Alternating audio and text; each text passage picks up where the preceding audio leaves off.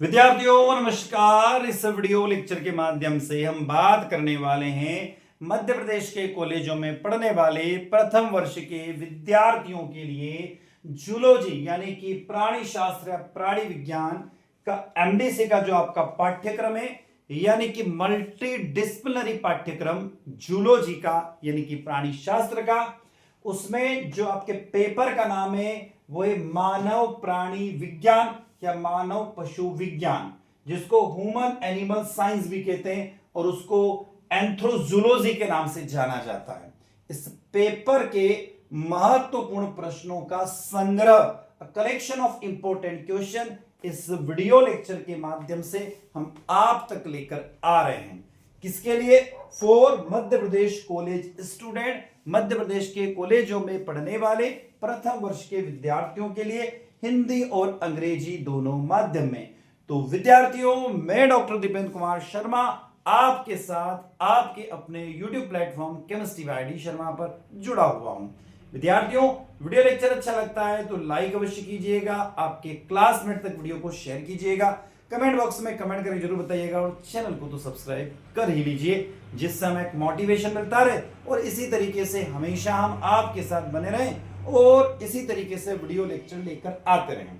विद्यार्थियों, यदि आपको कोई डाउट है तो एक नंबर दिया हुआ 77 250 44 325 77250 44325 नंबर पर व्हाट्सएप के माध्यम से हमें आप संदेश भेज सकते हैं कि मैसेज भेज सकते हैं। जो भी आपका डाउट होगा उसको हम व्हाट्सएप मैसेज के माध्यम से रिप्लाई कर देंगे। तो देर ना करते हुए एंथ्रोजूलॉजी प्राणी शास्त्र एमडीसी के सिलेबस के अनुसार हम महत्वपूर्ण प्रश्नों की तरफ आपको ले चलते हैं। तो बात कर रहे हैं एंथ्रोजूलॉजी यानी मानव प्राणी विज्ञान या मानव पशु विज्ञान का पेपर 100 नंबर का होगा, जिसमें आपको पास होने के लिए 35 नंबर चाहिए और पेपर का जो क्रेडिट वैल्यू है वो 3 अंक का है। पहली यूनिट जिसका नाम है एंथ्रोजूलॉजी का परिचय और मूल सिद्धांत तथा भारतीय ज्ञान प्रणाली में इसकी प्रासंगिकता, introduction and fundamental of anthrozoology and its relevance to Indian knowledge system. चलते हैं पहले प्रश्न की तरफ। विद्यार्थियों, यहां पर स्क्रीन पर आपको हिंदी और इंग्लिश दोनों में क्वेश्चंस को बताएंगे, पर मैं हिंदी में ही प्रोनाउंसिएशन करूंगा क्योंकि मैं दोनों लैंग्वेज में क्वेश्चंस को पढ़ूंगा, आपके सामने रिप्रेजेंट करूंगा तो इस वीडियो की लेंथ बढ़ जाएगी, इसलिए हम हिंदी में करेंगे। यदि आप इंग्लिश मीडियम के तो उसको रीड आउट कर सकते हैं। वैसे मैं बीच बीच में आपको इंग्लिश में बताता चलूंगा। एंथ्रोजूलॉजी से आप क्या समझते हो? What do you understand by the anthrozoology? दूसरा प्रश्न पढ़ना है आपको, याद करना है। एंथ्रोजूलॉजी का सामान्य परिचय दीजिए, give a general introduction of anthrozoology. तीसरा प्रश्न, एंथ्रोजूलॉजी से मानव और पशुओं के बीच में अंतर संबंध का अध्ययन आधुनिक समाज के लिए क्यों महत्वपूर्ण है, विस्तार से बताइएगा। Why the study of the inter relationship between the human and animal important for the modern society. चौथा प्रश्न है, एंथ्रोजूलॉजी को एक अंत विषय यानी इंटरडिसिप्लिनरी क्षेत्र क्यों माना जाता है? Why the anthrozoology considered as the interdisciplinary field. अगला प्रश्न, पांचवा प्रश्न जो आपको पढ़ना आवश्यक है, पांचवा प्रश्न दिया हुआ है कि एंथ्रोजूलॉजी में शामिल विभिन्न विज्ञानों जैसे जीव विज्ञान, मनोविज्ञान और समाजशास्त्र की भूमिका को स्पष्ट करें। Explain the role of the various science such as the biology, physiology and sociology involve in the anthrozoology. अगला प्रश्न छठा, सिंधु घाटी सभ्यता की मोरों और मूर्तियों में जानवरों के चित्रण का क्या महत्व है? यह उस समय के मानव पशु संबंधों के बारे में क्या दर्शाता है? What is the significance of the depictions of the animals in the seals of the scriptures of the Indus valley civilisations. आगे चलते हैं, सातवां प्रश्न, बहुत बढ़िया सा प्रश्न है, पढ़ लीजिएगा। पशुपति मुहर का विश्लेषण करें और बताएं कि यह प्राचीन भारत में जानवरों के प्रति आध्यात्मिक और सामाजिक दृष्टिकोण से कैसे दर्शाई गई है। आठवां प्रश्न, भारतीय ज्ञान प्रणाली यानी इंडियन नॉलेज सिस्टम में जानवरों को केवल संसाधन न मानकर सजीव साथी माना गया है। प्राचीन ग्रंथ जैसे वेद, पुराण या पंचतंत्र में के उदाहरण देते हुए इस कथन की पुष्टि करें। अगला नौवां प्रश्न है, भारतीय परंपरा में अहिंसा के सिद्धांत में पशु कल्याण और मानव पशु सहअस्तित्व को कैसे प्रभावित किया है।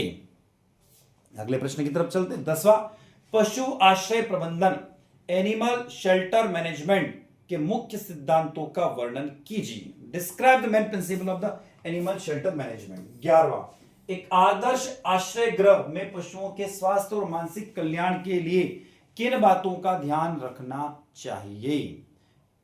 अगला प्रश्न 12वां, पशु प्रबंधन यानी एनिमल हैंडलिंग के दौरान अपनाई जाने वाली नैतिक सावधानियां क्या है। अगले प्रश्न की तरफ चलता हूं। प्रश्न क्रमांक 13, पशु कल्याण को बढ़ावा देने के लिए समाज में किस प्रकार के बदलाव आवश्यक है। What kind of the change are necessary in society to promote animal welfare। अभी बहुत सारी स्कीम चल रही है गवर्नमेंट की। एक WWF भी एक संस्था है जो कि पशुओं के वेलफेयर के लिए, पशुओं की सुरक्षा के लिए एक संस्था भारत में चलती है और वर्ल्ड स्तर पे भी चलती है। यदि आप किसी पशु आश्रय गृह के दौरा करते हैं तो वहां पशुओं के व्यवहार का अध्ययन करने के लिए आप किन मानदंडों का उपयोग करेंगे। 15, अपने स्थानीय क्षेत्र में पशु संरक्षण के लिए एक जागरूकता अभियान की योजना तैयार करें। इसमें आपको मुख्य संदेश और लक्ष्य समूह क्या होंगे। आखिरी प्रश्न, एंथ्रोजोलॉजी का ऐतिहासिक महत्व को समझे। Explain the historical significance of the anthrozoology. तो 16 प्रश्न पहले यूनिट में आपको पढ़ना होंगे जो कि बड़े महत्वपूर्ण प्रश्न हैं। मैं आ गया हूं यूनिट नंबर 2 जिसका नाम है mental leaves of animal and animals welfare. पशुओं का मानसिक जीवन और पशु कल्याण। पहला प्रश्न, पशुओं में सीखने की प्रक्रिया कैसे होती। क्या प्रश्न दिया, मतलब क्या प्रश्न बना है। मतलब इंसानों में सीखने की कला तो हम लोगों ने देखी है, पर पशुओं में सीखने की कला जो है, देखा होगा आपने, पैरट को देखा होगा। पैरट यदि किसी परिवार में रहता है तो वैसा का वैसा बन जाता होगा। खरगोश को देखा होगा, गाय को देखा होगा आपने, बहुत सारे जानवरों को आपने देखा, कुत्ते को देखा, बिल्ली को देखा है। तो इंसानों के साथ रह के इंसान जैसा बिहेवियर करने लग जाते हैं। तो इसके पीछे क्या है, तो उसी की बात कर रहे हैं। पशुओं में सीखने की प्रक्रिया, how does the learning occurs in animals. इंसान से ज्यादा सीखने की जिज्ञासा यदि इस युग में मैं कहूं तो किसमें है, पशुओं में है। इंसान में तो जिज्ञासा ही सही, पर पशुओं में भी बड़ी जिज्ञासा होती है नई नई चीजें सीखने की। दूसरा, कंडीशनिंग और इंस्ट्रक्टिव बिहेवियर के बीच उदाहरण देकर अंतर स्पष्ट करें। तीसरा, पशुओं में संचार क्या प्रश्न है। मतलब एंथ्रोजोलॉजी जो एमडी से बनाया गया ना सिलेबस, बड़ा सोच समझ के बनाया गया सिलेबस को। तो प्रश्न भी क्या निकल कर आ रहे हैं, तो हम लोग जो प्रश्न सिलेबस में से आपके लिए निकाल कर लाए ना, वो बड़े अच्छे से प्रश्न लाए। तो देखिए, पशुओं का संचार के विभिन्न माध्यम जैसे दृश्य, श्रव्य और गंध का वर्णन करें। उनका सामाजिक ढांचा और उनके व्यवहार को कैसे प्रभावित करता है। देखिए प्रश्न, पशु अधिकार यानी एनिमल राइट्स और पशु कल्याण एनिमल वेलफेयर के बीच में मूल डिफरेंसेस क्या है। 5वां, आधुनिक युग में पशुओं को कानूनी अधिकार मिलना अनिवार्य है। तर्क सहित उत्तर दे। 6, मानवीय गतिविधियां जैसे शहरीकरण और वनों की कटाई का पशुओं के शारीरिक स्वास्थ्य और प्राकृतिक व्यवहार पर क्या नकारात्मक इफेक्ट पड़ता है। बहुत ज्यादा नेगेटिव इफेक्ट हो रहा है, उसका अब आपको आंसर देना है। मानव समाज के सांस्कृतिक और धार्मिक विकास में पशुओं की भूमिका विश्लेषण करें। सांस्कृतिक भी महत्व है पशुओं का और धार्मिक महत्व भी। जैसे हम गाय की पूजा करते हैं तो धार्मिक महत्व कितना है, तो बहुत ज्यादा धार्मिक महत्व है। एक कुछ नेगेटिव थॉट्स भी हमारे समाज के अंदर, भैया बिल्ली रास्ता काट गई, या नेगेटिव थॉट्स हैं। तो ऐसे नेगेटिव थॉट्स भी है, पॉजिटिव थॉट्स भी है। अगला, विभिन्न धर्मों में पशुओं को दिए गए पवित्र स्थान की वर्तमान में प्रासंगिकता क्या है। अलग अलग धर्म में अलग अलग पशुओं को अलग अलग महत्व दिया गया है। 9वां, प्राचीन काल से लेकर आज तक मानव पशु सहअस्तित्व के बदले स्वरूप पर एक आर्टिकल लिखना है, उत्तर तैयार करना है। पशुओं में असामान्य व्यवहार एब्नॉर्मल बिहेवियर भी पशुओं में पाया जाता है, कि पीछे मुख्य कारण क्या हो सकते हैं। 11वां, क्या पशु भी अवसाद का तनाव के शिकार होते हैं। बड़ा शानदार प्रश्न है। क्या पशुओं में भी डिप्रेशन आता है। बिल्कुल, पशुओं के अंदर भी डिप्रेशन होता है, तो उसका उत्तर आपको देना होगा। अगला प्रश्न, पशुओं के मानसिक स्वास्थ्य में गिरावट के संकेत जैसे भूख न लगना, नींद में बदलाव या अत्यधिक आक्रामकता की पहचान कैसे की जा सकती है, विस्तार से समझाइए। अगला प्रश्न है, पशुओं के नियमित स्वास्थ्य परीक्षण में किन किन पहलुओं की जांच की जाती है।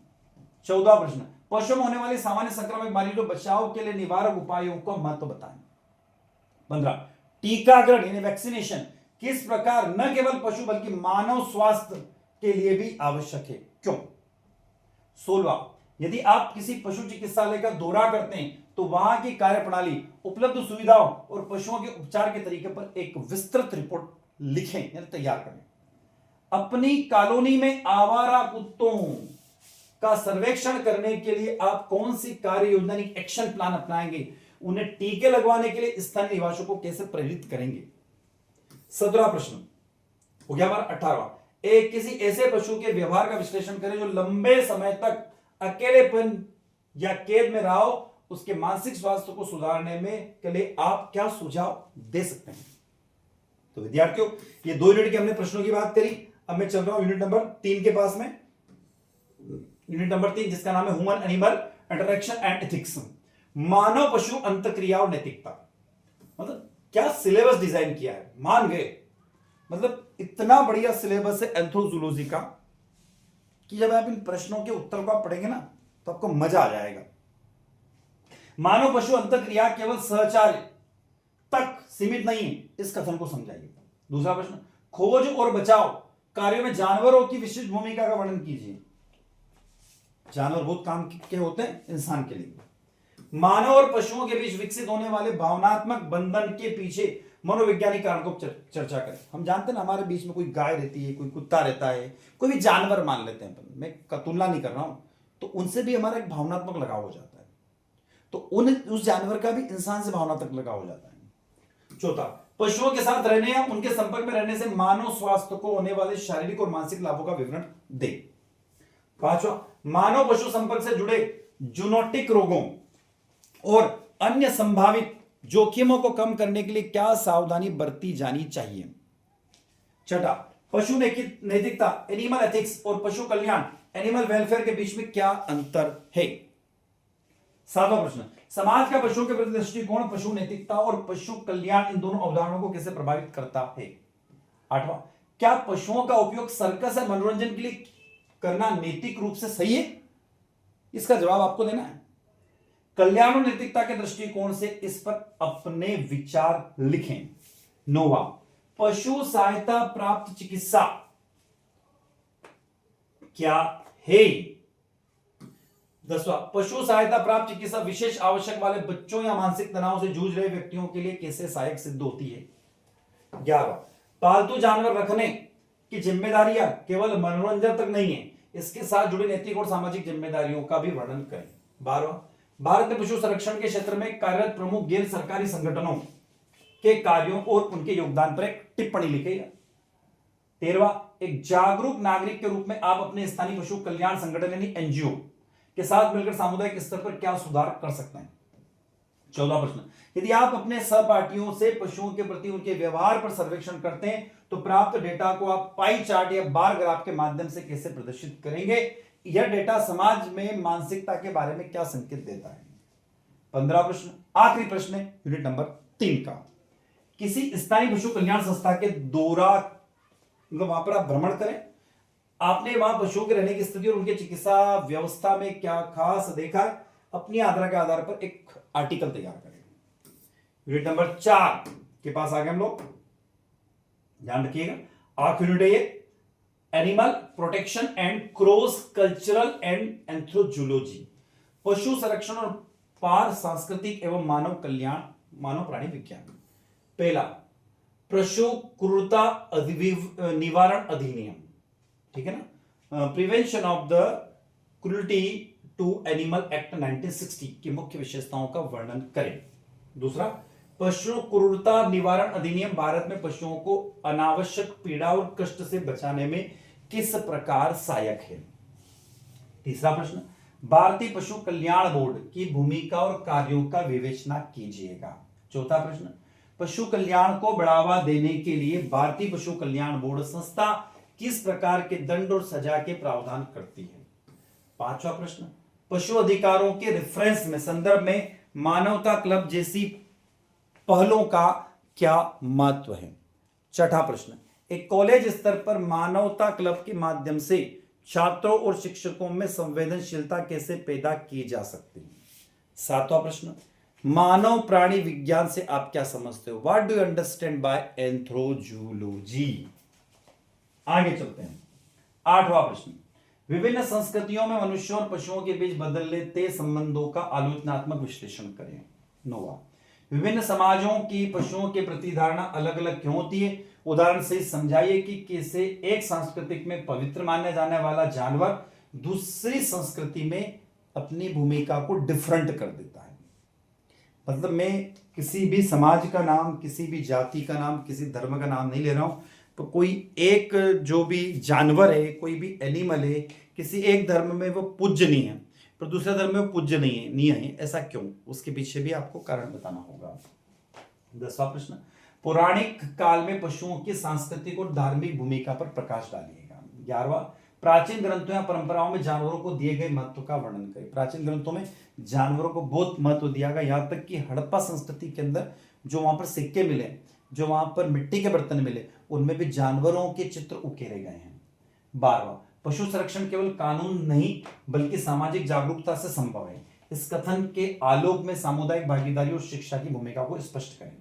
13वां प्रश्न, आधुनिक समाज में पशु संरक्षण के सामने आने वाली प्रमुख चुनौतियां क्या है? इन चुनौतियों से निपटने के लिए सांस्कृतिक मूल्यों और कानूनी प्रावधानों का समन्वय कैसे किया जा सकता है? ये 13वां प्रश्न है यूनिट नंबर 4 का। तो आपके सिलेबस में टोटल जो है यूनिट दी हुई है एंथ्रोजोलॉजी में 4 दी हुई है। तो विद्यार्थियों, मैं डॉक्टर दीपेंद्र कुमार शर्मा आपके साथ जुड़ा हुआ हूं chemistry bye D Sharma YouTube channel पर। वीडियो लेक्चर अच्छा लगता है तो लाइक कीजिएगा, आपके क्लासमेट तक वीडियो को शेयर कीजिएगा, कमेंट बॉक्स में कमेंट करके जरूर बताइएगा और चैनल को सब्सक्राइब अवश्य कीजिए, जिस समय एक मोटिवेशन मिलता रहे और हम आपके साथ बने रहे। तो मैं डॉक्टर दीपेंद्र कुमार शर्मा इसी के साथ आपसे विदा लेता हूं। नए वीडियो के साथ में, नए लेक्चर के साथ पुनः आपसे मुलाकात होगी। तब तक बने रहिए आपके अपने YouTube platform chemistry bye D Sharma पर। अब मैं जा रहा हूं, नए वीडियो के साथ में पुनः आपसे मुलाकात होगी। तब तक जय हिंद, जय